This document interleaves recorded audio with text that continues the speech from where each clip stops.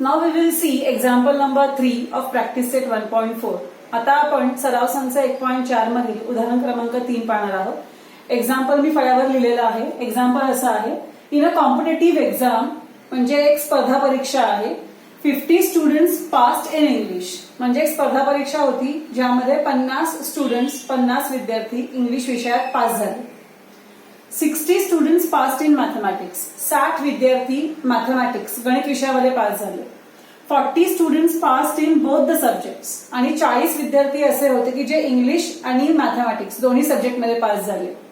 None of them fail in both the subjects कोणताही विद्यार्थी fail झालेला नाहीये. याचा अर्थ असा होतो या ठिकाणी की प्रत्येक विद्यार्थी जेवढे विद्यार्थी बसलेले होते प्रत्येक विद्यार्थी आयदर इंग्लिशमध्ये तरी पास आहे किंवा मॅथमॅटिक्समध्ये तरी पास आहे किंवा दोन्ही सब्जेक्ट्समध्ये पास आहे.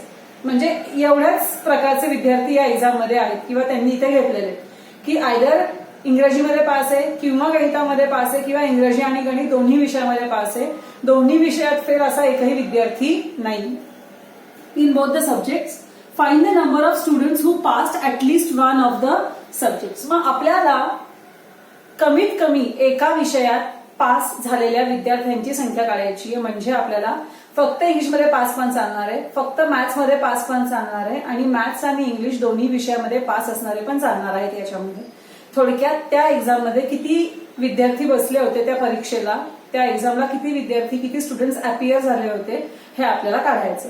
मग मगासारखंच आपण करणार की जे स्टुडंट्स इंग्लिशमध्ये पास आहेत त्यांचा सेट आपण ए मानणार, जे मॅथमॅटिक्समध्ये पास आहेत त्यांचा सेट आपण बी मानणार आणि मग आपण पुढचं अकॉर्डिंगली सगळं लिहिणार. मग सगळ्यात पहिले काय लिहायचं, let the set of students who passed in English be A म्हणजे इंग्रजी विषयात उत्तीर्ण विद्यार्थ्यांचा संच ए मानू असं लिहायचं. इंग्रजी विषयात उत्तीर्ण विद्यार्थ्यांचा संच ए मानू. मग let the set of students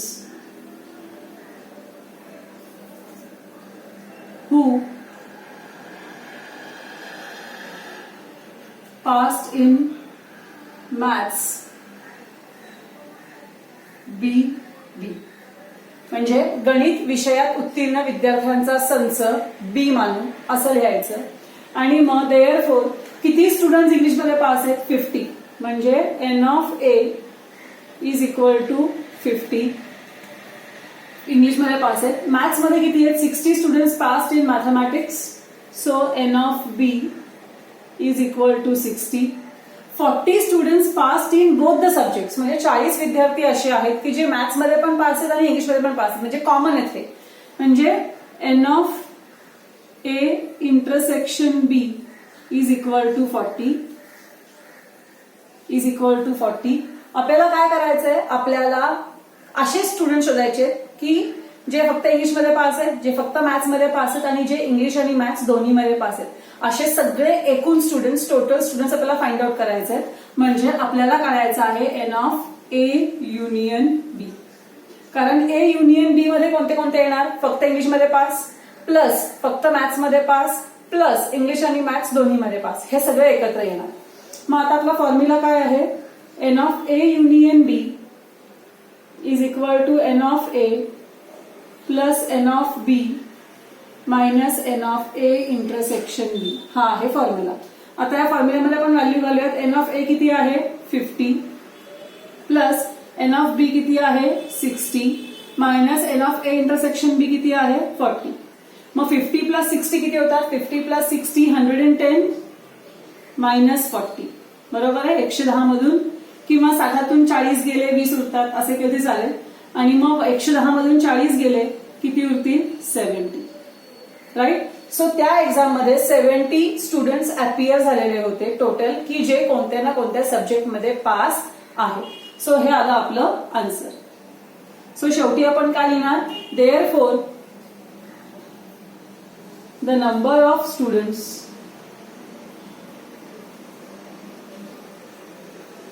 the number of students who passed who passed at least in one of the subjects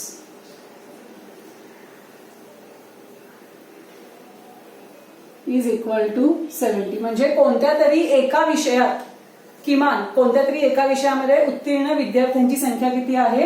70 आहे. सो हे होतं एक्झाम्पल नंबर 3. आता आपण बघूयात example number 4.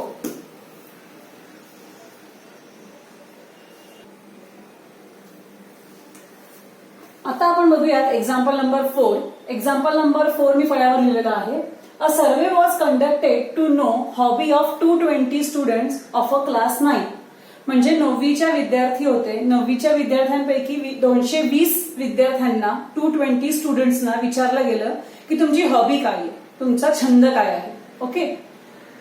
Out of which 130 students informed about their hobby as rock climbing. त्यापैकी 130 म्हणजे 220 पैकी 130 स्टुडंट्सनी काय सांगितलं? आम्हाला रॉक क्लाइम्बिंग आवडतं, म्हणजे आम्हाला गिर्यारोहण किंवा पर्वत चढायला आम्हाला आवडतं.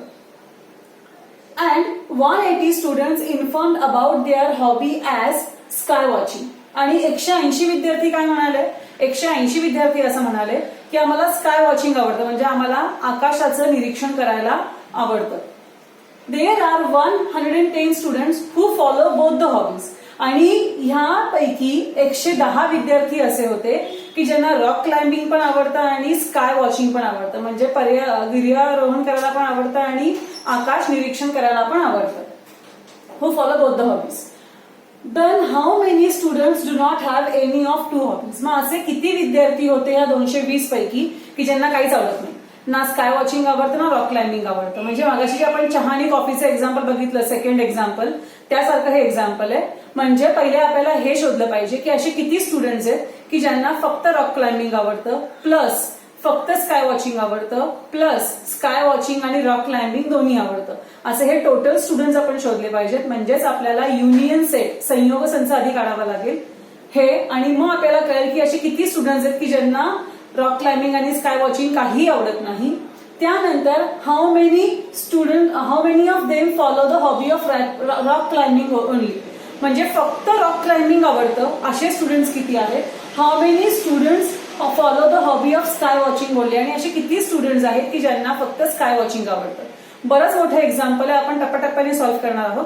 सगळ्यात पहिले आपण हे काढूयात की असे किती स्टुडंट्स आहेत की ज्यांना फक्त रॉक क्लाइम्बिंग आवडतं, फक्त स्काय वॉचिंग आवडतं, रॉक क्लाइम्बिंग स्काय वॉचिंग सगळं आवडतं, दोन्ही आवडतात. म्हणजे हे आपल्याला टोटल स्टुडंट्स काढायचे आहेत, एकूण विद्यार्थी आपल्याला हे काढायचे. मग आपण काय करूया? Let A be the set of students. Let A be the set of students who like rock climbing,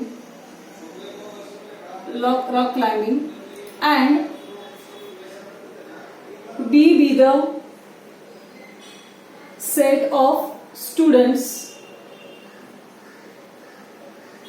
who like sky watching. ठीक आहे, हे आपण लिहिलं. आता आपण ह्या प्रत्येक सेटमध्ये किती एलिमेंट्स आहेत ते मेन्शन करूया. म्हणजे एन ऑफ ए किती आहे? एन ऑफ ए म्हणजे काय? ज्यांना रॉक क्लाइम्बिंग आवडतं असे किती आहेत? 130 आहेत. त्यानंतर एन ऑफ बी किती आहे? म्हणजे ज्यांना स्काय वॉचिंग आवडतं असे 180 आहेत. आणि हे दोन्ही आवडतात, रॉक क्लाइम्बिंग पण आवडतं आणि स्काय वॉचिंग म्हणजे इंटरसेक्शन, छेदसंच, असे किती आहेत? N of A intersection B is equal to common किती आहेत? 110 आहेत. मग आता आपल्याला फॉर्म्युला वापरायचा आहे. N of A union B हे आपल्याला काढायचं आहे, is equal to n of A plus n of B minus n of A intersection B. मग एन ऑफ ए किती आहे? 130 प्लस एन ऑफ बी किती आहे? 180 minus n of A intersection B 110. मग 130 प्लस 0तून 0 गेला 0, 8तून 1 गेला 7, 1तून 1 गेले 0, म्हणजे 130 प्लस 70 200. म्हणजे त्या 220 पैकी 200 स्टुडंट असे आहेत की ज्यातल्या त्या 200 पैकी काहींना फक्त रॉक क्लाइम्बिंग आवडतं, काहींना फक्त स्काय वॉचिंग आवडतं आणि काहींना दोन्ही गोष्टी आवडतात. म्हणजे काही ना काही आवडतंय असे 200 स्टुडंट्स आहेत. मग असे किती स्टुडंट्स आहेत की ज्यांना रॉक क्लाइम्बिंग पण आवडत नाही आणि स्काय वॉचिंग पण आवडत नाही. म्हणजे therefore number of students who don't like either rock climbing or sky watching is equal to 220 minus 200 that equals to 20. म्हणजे 20 स्टुडंट्स असे आहेत की ज्यांना रॉक क्लाइम्बिंगही आवडत नाही आणि स्काय वॉचिंग पण आवडत नाही. आता महत्वाची गोष्ट काय आहे तर आपल्याला हे काढायचं आहे की असे किती स्टुडंट्स आहेत ज्यांना फक्त रॉक क्लाइम्बिंग आवडतं आणि असे किती स्टुडंट्स आहेत ज्यांना फक्त स्काय वॉचिंग आवडतं. मग there number of students who like only rock climbing म्हणजे असे विद्यार्थी ज्यांना फक्त गिर्यारोहण करायला आवडतं. इथे किती दिलेले आहेत out of which 130 students informed about their hobby as rock climbing. मग ह्या 130 मध्ये हे 110 पण इन्व्हॉल्ड आहेत आणि हे 110 अशा आहेत की ज्यांना स्काय वॉचिंग पण आवडतं. म्हणजे 130 मधून तुम्हाला 110 मायनस करावे लागतील. म्हणजे 130 खाली तिथे 130 मायनस 110 दॅट इक्वल्स टू 20. म्हणजे 20 स्टुडंट्स असे प्युअरली आहेत की ज्यांना फक्त रॉक क्लाइम्बिंग आवडतं, त्यांना स्काय गेझिंग आवडत नाही, स्काय वॉचिंग आवडत नाही. आणि number of students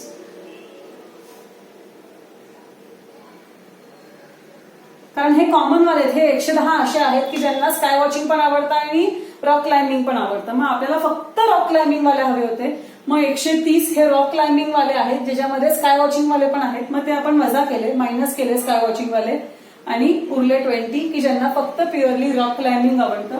number of students who like only sky watching. Same करायचं, आता जे आपण वरती केलं इथे सेम असंच करायचं. स्काय वॉचिंग वाले किती आहेत? स्काय वॉचिंग वाले आहेत आय थिंक सो 180 ना. 180 students inform about their hobby as sky watching. पण ह्या 110 मध्ये हे सॉरी ह्या 180 मध्ये हे 110 पण आहेत ज्यांना रॉक क्लाइम्बिंग पण आवडतं. म्हणजे ते मायनस करावे लागतील.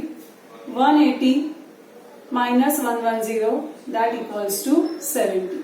म्हणजे फक्त रॉक क्लाइम्बिंग आवडणारे 20 स्टुडंट्स आहेत आणि स्काय वॉचिंग ज्यांना फक्त स्काय वॉचिंग आवडतं, ज्यांना रॉक क्लाइम्बिंग आवडत नाही असे 70 स्टुडंट्स आहेत. सो अशा पद्धतीने आपण हे एक्झाम्पल नंबर 4 सॉल्व्ह केलेलं आहे.